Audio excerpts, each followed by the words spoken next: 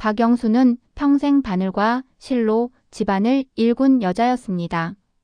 손끝에 남은 바느질의 흔적처럼 인생에도 자잘한 구멍과 꿰맨 흔적이 많았지요. 남편과 함께 집을 지키며 자식들을 키웠고 그 모습으로 자랑스럽게 살았던 날들이 있었다고 관찰자는 말합니다. 남편이 떠난 뒤 시간이 더디게 흐른 것이 아니라 아무도 머물지 않는 소리가 오래도록 계속되었다는 느낌이었죠. 어느새 집 구석구석에는 지난 세월의 냄새만 남아 있었고 거울 속 얼굴은 예전보다 한 겹 더 주름져 있었습니다. 생일 아침 평범한 일상이 조금은 낯설었습니다. 창밖 햇살은 여느 때와 다름없었지만 영순의 마음은 텅 빈 방처럼 조용했습니다. 아이들이 어릴 적 불렀던 소리들, 밥그릇 부딪히던 소리가 기억 속에서 멀어질수록 현실은 더 쓸쓸하게 느껴졌습니다. 전화벨은 예전처럼 자주 울지 않았고 방문의 발걸음도 드물어졌습니다. 그날 초인종 소리는 예상치 못한 울림으로 다가왔습니다.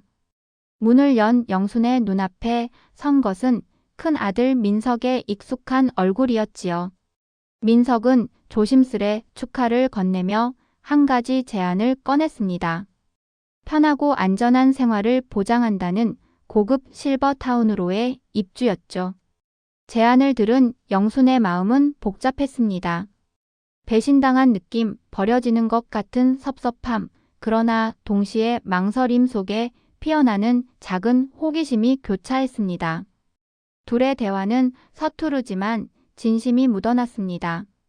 민석은 어머니의 편안함을 걱정했고 영수는 평생 익숙했던 집을 떠난다는 생각에 눈시울이 붉어졌습니다. 관찰자는 이 장면을 통해 세대 간의 간극과 사랑의 다른 표현 방식을 섬세하게 드러냅니다. 집을 떠나는 것이 누군가에게는 자유의 시작일 수 있지만 다른 누군가에게는 먼지 묻은 추억을 버리는 행위일 수 있다는 사실을 예감케 하지요. 결국 영수는 망설임 끝에 실버타운을 한 번만 보자고 고개를 끄덕였습니다. 관찰자는 그녀의 결심을 조용히 기록합니다.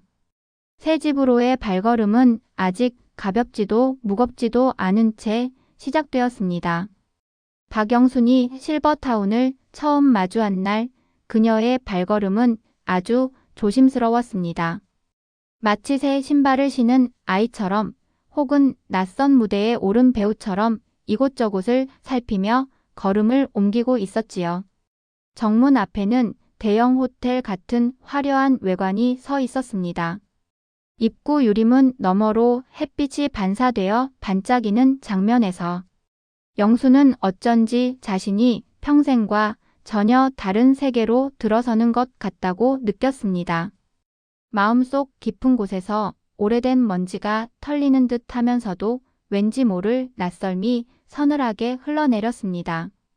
로비에 들어서자 직원들이 환하게 웃으며 인사를 건넸습니다.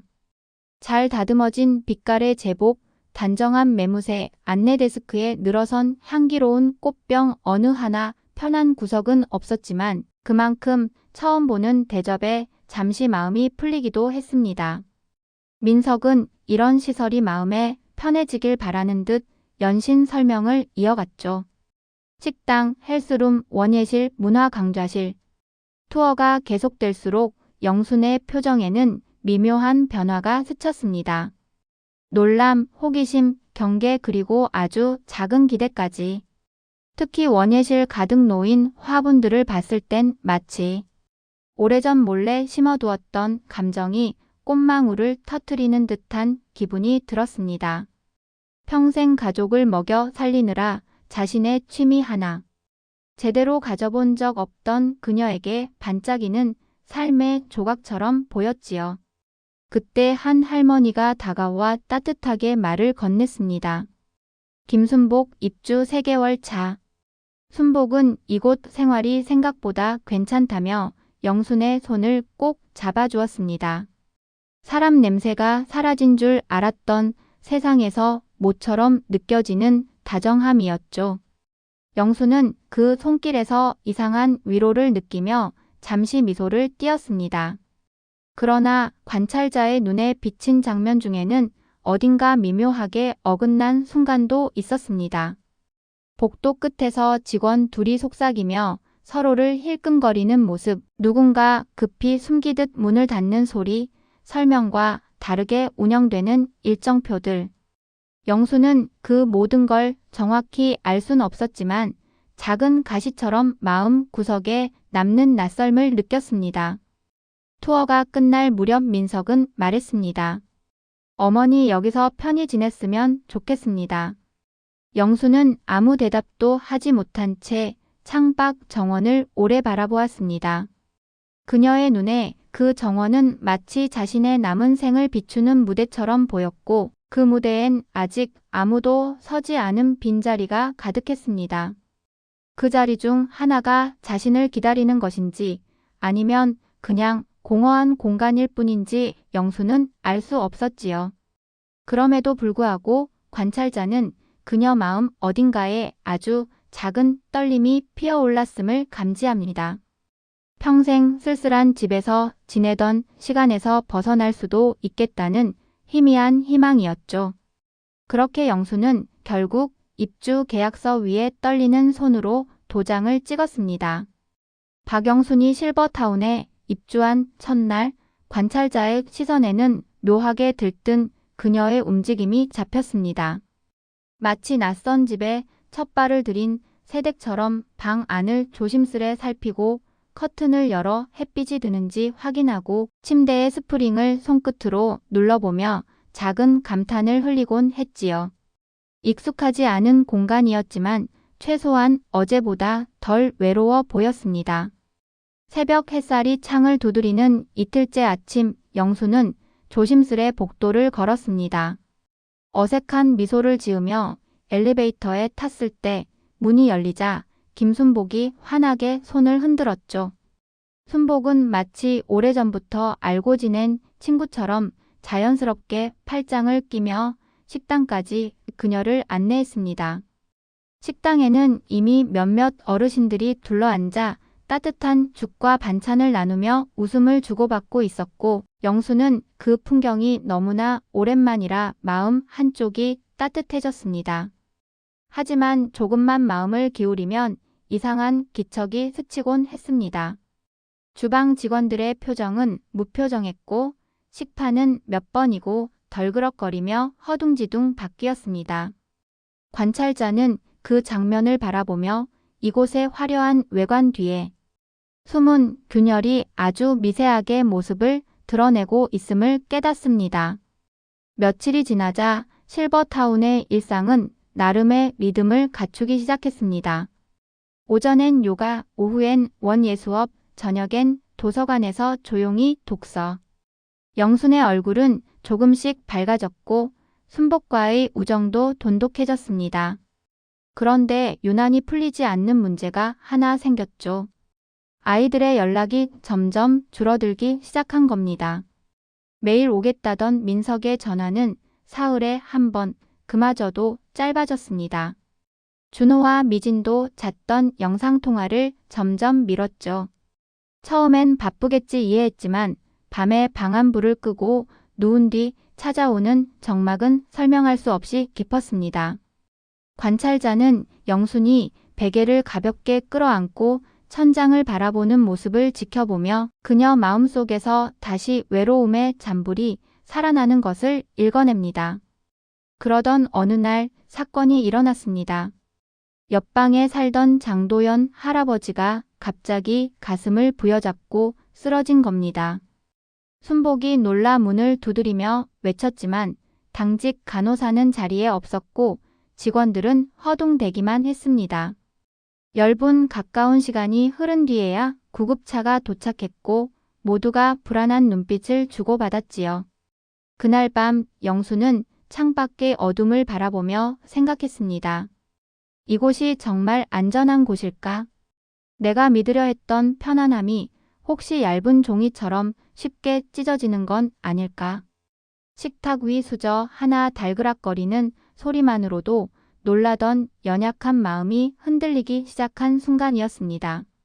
실버타운에 입주한 지 2달이 지나갈 무렵 관찰자의 눈에는 이곳의 공기가 이전과 달라졌다는 것이 분명히 보였습니다.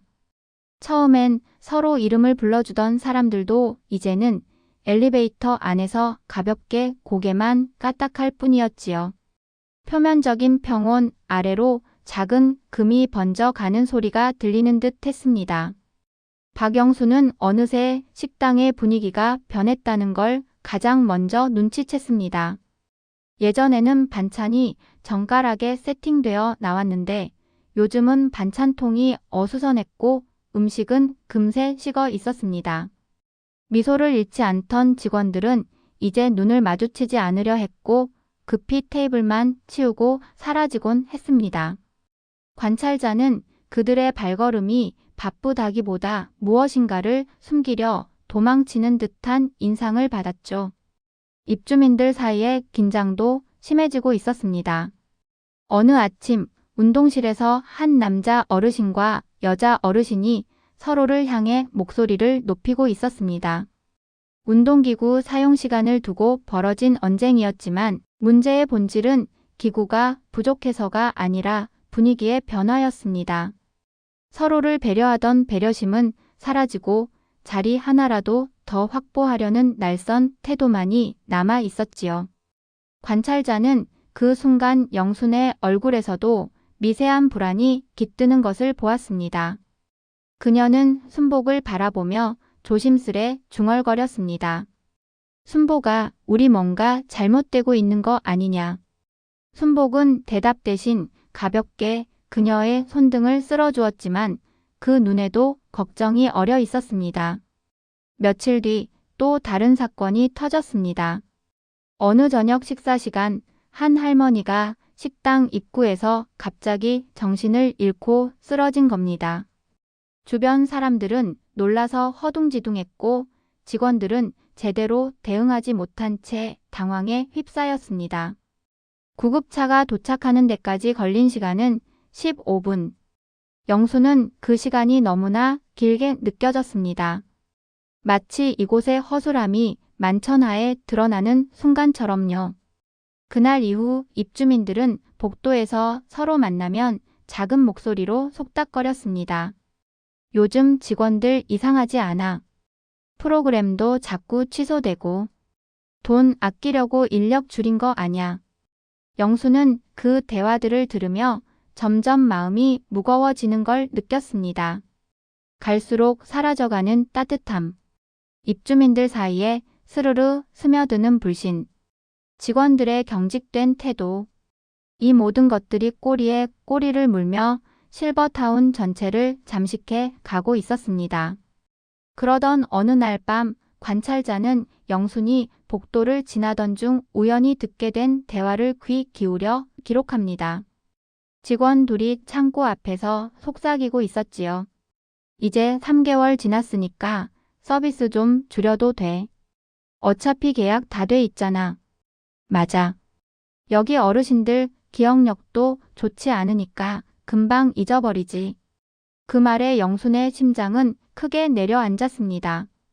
이곳이 정말 어르신들을 위한 공간이 맞나? 이 모든 변화가 단지 실수나 일시적 문제가 아니라면 그녀는 도대체 어디에 기대야 하는 걸까? 관찰자는 그날 밤 영순이 방으로 돌아와 혼자 천장을 바라보며 깊은 한숨을 내쉬던 모습을 오래 기록했습니다. 눈을 감아도 귓가에서 직원들의 목소리가 사라지지 않았습니다. 실버타운의 분위기는 이미 돌아올 수 없는 강을 건넌 듯 했습니다. 관찰자의 시선으로 보면 복도에 스며 있던 따뜻한 공기는 어느새 빛을 잃고 입주민들 얼굴에는 잔잔한 불신의 그림자가 드리워져 있었지요. 그 한가운데에서 박영수는 처음으로 이곳에서 느꼈던 설렘이 전부 착시였던 건 아닐까 하는 두려움에 휩싸였습니다. 그날 아침 식당의 반찬은 전날 먹다 그대로 내놓은 듯 미지근했습니다. 옆자리에 장도연 할아버지가 수저를 내려놓으며 중얼거렸죠. 요즘 음식이 너무 허술합니다. 아무도 신경 안 쓰는 건가 봅니다. 영수는 고개를 끄덕였지만 입을 떼지 못했습니다. 어떤 불만을 이야기해도 돌아오는 변화가 없다는 걸 이미 경험하고 있었기 때문이지요. 점심 무렵 또 한 가지 문제가 발생했습니다. 원래 있던 문화 프로그램이 이유 없이 취소되었는데 직원은 안내문 하나 없이 무심하게 말했습니다. 오늘 수업은 사정상 없습니다. 다음 주에 다시 확인하세요. 그 목소리에는 미안함도 책임감도 없었습니다. 관찰자는 그 태도 속에서 이 시설이 이미 고객이 아닌 비용만 계산하는 공간으로 변해가고 있음을 정확히 읽어냈습니다. 정오가 지나 영수는 마음 깊숙이 쌓여가는 묵직한 감정을 더는 참지 못했습니다. 순복아, 우리 그냥 이렇게 지내도 되는 걸까? 순복은 옅은 미소를 지었지만 그 눈동자에는 분명 불안이 깃들어 있었습니다. 은자야, 나도 요즘 마음이 많이 흔들려.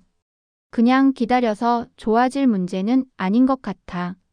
그 말은 영순의 마음속에서 작은 불꽃처럼 일렁였고 관찰자는 바로 그 순간 두 사람이 변화를 결심하는 조용한 장면을 놓치지 않고 기록합니다. 그날 밤 순복은 영순의 방을 조용히 노크했습니다. 은자야, 우리 증거를 모으자. 그 한마디가 제5장의 시작이자 전환점이었습니다. 둘은 작은 테이블에 종이와 볼펜을 놓고 앉았습니다. 시작은 서툴렀지만 하나씩 떠올리다 보니 적어야 할 내용은 끝없이 나왔습니다. 프로그램 취소 횟수, 식사 불만 사례, 직원들의 불친절 사례, 시설 고장 신고 후 방치된 날들, 더디어 드러난 의료 서비스의 허점들. 순복은 깨어있는 동안 들은 모든 이야기를 조각조각 모았습니다. 영수는 자신이 직접 봤던 장면들을 하나하나 되짚으며 꼼꼼하게 적어내렸습니다. 그리고 그날 직원들이 나눴던 충격적인 대화도 빼놓을 수 없었습니다. 이제 3개월 지났으니까 서비스 줄여도 돼.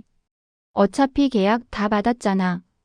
영수는 그 내용을 적는 손이 떨렸습니다. 이 이야기를 글자로 남기는 순간 자신이 느낀 공포가 현실이 되어버리는 것 같았지요. 다음 날부터 두 사람은 본격적으로 움직이기 시작했습니다. 순복은 다른 입주민들에게 하나씩 조용히 물었습니다. 혹시 불편했던 일 있으셨어요? 그 말에 많은 이들이 조용히 고개를 끄덕였고 몇몇은 소리 없이 눈물을 훔쳤습니다. 도연 할아버지, 박 여사 이시댁 부부. 그들의 이야기를 들으며 영수는 생각했습니다. 아, 나만 힘든 게 아니었구나. 이곳의 균열은 훨씬 깊고 넓었다는 사실을 천천히 확인하는 순간이었죠. 관찰자의 시선 아래 두 할머니의 기록은 어느새 한 권의 두꺼운 서류철이 되어 책상 위에 쌓였습니다. 그 속에는 억울함, 두려움, 그리고 잃어버린 존엄이 고스란히 담겨 있었지요. 그러나 이 기록은 단순한 불만 목록이 아니었습니다. 이제 두 사람은 대화를 넘어선 싸움을 준비하는 단계로 들어섰던 것입니다. 실버타운의 아침 햇살은 여전히 환했고 정원은 여느 때처럼 잘 가꿔져 있었습니다. 그러나 관찰자의 눈에는 이 풍경이 더 이상 아름답게만 보이지 않았습니다. 햇살 아래에도 감춰지지 않는 틈, 오래된 벽지 뒤로 퍼져나가는 습기처럼 보이지 않는 균열이 실버타운 전체를 조용히 뒤덮고 있었기 때문입니다. 그리고 그 한가운데에서 박영순과 김순복은 더 이상 침묵하지 않기로 결심한 사람들이었죠. 그날 오후 두 사람은 서류철을 들고 로비의 작은 회의실로 향했습니다. 긴 복도를 걸어가는 영순의 손은 약간 떨렸지만 눈빛만큼은 평소보다 선명했습니다. 순복은 영순의 팔을 가볍게 잡아주며 말했습니다. 은자야, 우리 괜찮아. 같이 있잖아. 관찰자는 그 짧은 대화 속에서 오랜 우정의 힘이 아니라 뜻을 함께한 전우의 결의를 읽었습니다. 회의실에는 이미 몇몇 입주민이 모여 있었습니다. 장도연 할아버지는 지팡이를 옆에 세워두고 깊은 한숨을 내쉬고 있었고 박 여사 부부는 서류철을 함께 넘기며 준비한 내용을 확인하고 있었습니다. 이들은 모두 실버타운에서 벌어진 일들의 증인이자 피해자였지요. 순복이 서류철을 탁자 위에 내려놓았습니다. 여러분, 이건 우리 모두가 목격하고 겪은 일들입니다. 영수는 조심스럽지만 단단한 목소리로 이어 말했습니다. 우리가 하나가 되어야 해요. 그래야 이곳이 이 사람들이 우리를 무시하지 못합니다. 그 말은 회의실 공기를 바꾸는 힘을 가졌습니다. 입주민들은 서로의 얼굴을 바라보며 고개를 끄덕였고 그들이 느꼈던 두려움과 억울함은 하나의 의지가 되어 탁자 위에 내려앉았습니다. 이날 회의는 꽤 오래 이어졌습니다. 누가 어떤 상황을 겪었는지, 이를 어떻게 기록하고 어떤 방식으로 관리사무소와 대면할지. 몇몇은 처음엔 조심스러워 말을 아꼈지만 한 사람이 용기를 내어 입을 열자 뒤이어 다른 목소리들도 하나둘 터져 나왔습니다. 나는 약을 잘못 받았어요. 우리 방 누수는 신고해도 방치됐습니다. 프로그램은 광고와 전혀 달라요. 관찰자는 그들의 말이 단순한 불평이 아니라 존엄을 지키기 위한 투쟁의 기록임을 느꼈습니다. 하지만 실버타운 측은 이 조용한 움직임을 눈치챈 듯 했습니다. 다음 날 직원들의 태도는 눈에 띄게 달라졌습니다. 영순이 복도를 지나자 익숙한 미소 대신 경계하는 눈빛이 그를 스쳤고 순복이 문의 사항을 미리 적어 데스크에 가져가자 직원은 짧게 말했습니다. 다음부터는 이런 건 정식 절차 밟고 오세요. 분명한 냉기였습니다. 이날 밤 순복과 영수는 다시 영순의 방에서 마주 앉았습니다. 문을 닫자마자 순복이 말했죠. 우릴 눈치 보기 시작했어. 영수는 고개를 끄덕였습니다. 그럴수록 더 속도를 내야지. 관찰자는 두 사람의 결심이 단단하게 굳어지는 순간을 놓치지 않습니다. 두 할머니는 그 자리에서 관리사무소와의 정식 면담을 신청하기로 했습니다. 단순한 항의가 아니라 계약 해지와 위약금 무효를 공식적으로 요구하기 위한 자리였죠. 며칠 뒤 면담 요청서를 제출하자 관리사무소는 놀란 듯한 얼굴을 감추지 못했습니다. 박영수님, 갑자기 이런 요청을 하시는 이유가? 직원이 말을 흐리자 영순이 단호히 말했습니다. 이유는 서류에 있습니다. 확인하시면 됩니다. 순복도 곁에서 가볍게 한마디 덧붙였습니다. 그리고 이건 우리 둘의 문제가 아닙니다. 직원은 그제야 주변에 모여선 입주민들을 보며 얼굴을 굳혔습니다. 관리사무소와의 면담은 실버타운 역사에서 가장 긴장된 순간으로 기록될 만한 일이었습니다. 관찰자가 보기에도 그날의 공기는 유난히 묵직했지요. 복도를 따라 면담실로 걸어가는 박영순과 김순복의 발걸음은 느렸지만 단단했습니다. 문 앞에 도착한 두 사람을 바라보는 입주민들의 눈빛에는 기대와 불안, 응원이 뒤섞여 있었습니다. 문이 열리자 관리소장이 앉아 있었고 얼굴엔 억지로 그려낸 듯한 미소가 떠 있었습니다. 두 분 이렇게 급하게 면담을 신청하신 이유가? 목소리는 부드러웠지만 관찰자는 그 뒤에 숨은 조바심을 눈치채지 않을 수 없었습니다. 순복이 먼저 조용히 서류철을 건넸습니다. 이게 우리가 겪은 일들입니다.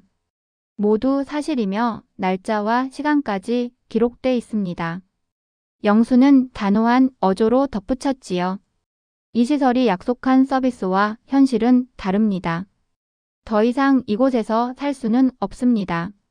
관리소장은 순간 말을 잃은 듯 서류를 넘기기만 했습니다. 매 페이지마다 적힌 기록들, 사진, 입주민들의 증언이 그를 올가매고 있었습니다. 식사 문제, 프로그램 취소, 의료 대응 부실, 직원의 부적절한 발언, 방치된 시설 관리 그 모든 것이 명백하게 정리돼 있었고 더는 오해라 둘러댈 수 없었죠. 잠시 뒤 소장은 억지 미소를 지우고 낮은 목소리로 말했습니다. 하지만 계약 해지는 위약금이 발생합니다. 규정상 어쩔 수 없는 부분입니다. 그 말이 끝나기 무섭게 순복이 고개를 들었습니다. 위약금이 정당하려면 서비스가 정상적으로 제공됐어야죠. 이 기록을 보시면서도 같은 말 하실 수 있으십니까? 관찰자는 그 순간 소장의 눈빛이 흔들리는 것을 놓치지 않았습니다. 영수는 재빨리 마지막 장을 펼쳐 보였습니다. 그리고 이건 직원분들의 발언입니다. 우리를 향한 조롱이자 무시죠. 소장은 페이지를 읽는 순간 깊은 한숨을 내쉬었습니다. 그의 표정엔 변명조차 떠오르지 않는 당혹감이 드리워졌습니다. 그때였습니다. 면담실 문 밖에서 낮은 웅성거림이 들렸습니다. 장도연 할아버지, 박 여사 부부, 다른 입주민들이 조용히 문 앞에 서서 면담 상황을 지켜보고 있었던 겁니다. 소장은 그들을 본 뒤 더는 말을 잇지 못했습니다. 이 문제를 단순히 두 노인의 불만으로 넘길 수 없다는 사실을 완전히 깨달은 것이지요. 잠시의 침묵 끝에 소장은 결국 고개를 숙였습니다. 알겠습니다. 박영수님, 김순복님, 그리고 다른 모든 분들께도 사과드립니다. 위약금 없이 계약 해지 절차를 진행하겠습니다. 보증금도 전액 돌려드리겠습니다. 그 말이 떨어지는 순간 영순과 순복은 잠시 서로를 바라보았습니다. 긴 싸움이 끝났다는 안도감과 이곳을 떠나 새로운 삶을 다시 꾸릴 수 있다는 희망이 동시에 가슴에 밀려왔지요. 면담실 문을 열자 대기하던 입주민들이 박수를 쳤습니다. 하지만 그것은 단순한 승리의 박수가 아니라 자신들의 목소리가 무시받지 않았다는 확인의 박수였습니다. 관찰자는 그 순간 이 공간에 오래 잠들어 있던 존엄이 조금이나마 되살아난 것을 느꼈습니다. 그날 밤 방으로 돌아온 영수는 천천히 짐가방을 꺼내며 속삭였습니다. 드디어 끝났구나. 순복은 그녀 옆에 앉아 작은 미소를 지었습니다. 아니, 은자야. 이제 시작이야. 우리 삶을 우리가 다시 만드는 시작이지. 이사날 아침 관찰자의 눈에는 두 할머니의 모습이 유독 단단하게 비쳤습니다. 실버타운을 떠나는 발걸음이었지만 그것은 도망이 아니라 되찾는 여정의 첫걸음처럼 보였지요. 박영수는 작은 여행 가방을 한 손에 들고 다른 손으로는 순복의 팔을 꼭 잡고 있었습니다. 정문을 나서는 순간 불어온 바람은 어쩐지 더 맑고 선명했습니다. 새로 구한 아파트는 크지 않았지만 아늑했고 창문 너머로 햇살이 부드럽게 내려앉았습니다. 짐을 풀며 두 사람은 아이처럼 설렜습니다. 순복이 말했습니다. 은자야, 우리 진짜 해냈다. 영수는 천천히 고개를 끄덕이며 창밖을 바라보았죠. 그래, 순복아, 이제야 숨이 좀 쉬어지네. 관찰자는 그 순간 영순의 표정에 오래 숨겨져 있던 생기가 되살아나는 것을 보았습니다. 마치 묵은 먼지가 걷히고 오래 말린 천이 다시 촉촉해지는 듯한 변화였지요. 며칠 후 가족들이 새 집으로 찾아왔습니다. 초인종이 울리자 영순의 심장은 오랜만에 두근거리며 떨렸습니다. 문을 열자 손주들이 환하게 달려와 그녀의 허리를 꼭 안았습니다. 할머니 집 너무 좋아요. 그 말에 영순의 눈가가 붉어졌습니다. 몇 달간 쌓인 외로움이 한순간에 녹아내리는 듯 했습니다. 식탁에는 영순이 오랜만에 정성껏 만든 음식이 가득했고 가족들은 한 입 한 입 맛보며 웃음을 나눴습니다. 큰아들 민석은 숟가락을 내려놓으며 조용히 말했습니다. 어머니 정말 죄송합니다. 그곳이 좋은 줄만 알았습니다.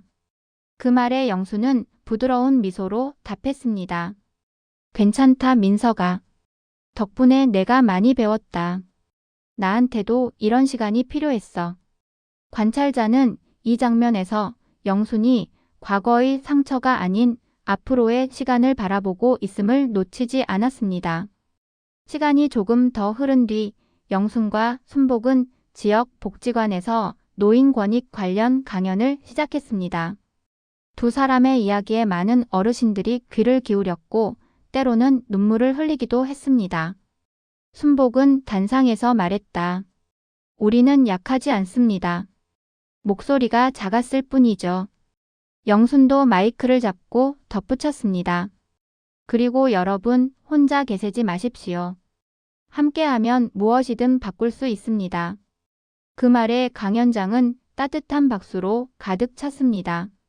관찰자는 그 소리 속에서 노년의 용기라는 단어를 또렷하게 들었습니다. 강연을 마치고 집으로 돌아온 밤 영수는 책상 서랍에서 오래된 바늘통을 꺼냈습니다. 재봉틀 앞에 앉아 천 조각을 천천히 이어붙였습니다. 작은 가방을 만들기 위한 첫 바늘땀이었지요. 관찰자는 그 바늘땀이 단순한 바느질이 아니라 그녀의 남은 삶을 새롭게 꿰매는 상징임을 알아보았습니다. 그녀는 속삭이듯 말했습니다. 이제부터는 내 인생은 내가 짓습니다. 그 말은 조용했지만 너무나 강했습니다. 그리고 그렇게 영순의 새로운 삶은 다시 시작되고 있었습니다.